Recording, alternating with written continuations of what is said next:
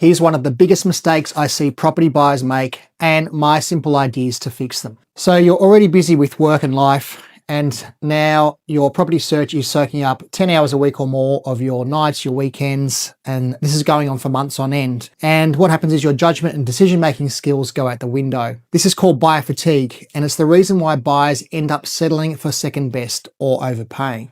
So avoiding buyer fatigue is the aim of the game, and you can do that by being efficient, by moving through the key steps of a search carefully and in the right order. That right order being budget, location, property type, property condition, and method of sale. Today I want to talk about budget. I'll work through the remaining steps in other posts, so you might like to bookmark this for later.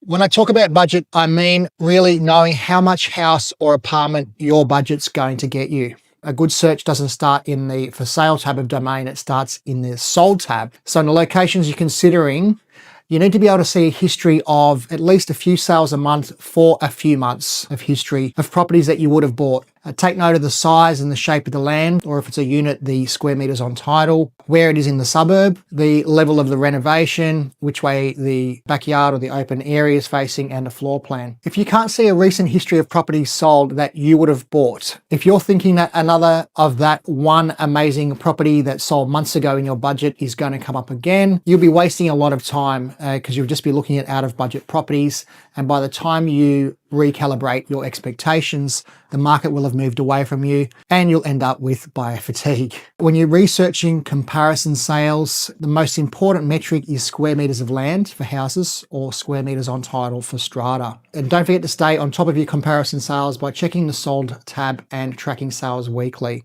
The more recent the sale, the more relevant it is to you. I'll be covering those other key steps in following posts, so stay tuned. And if you've got any questions, just leave me a comment or a DM and I promise I'll come back to you.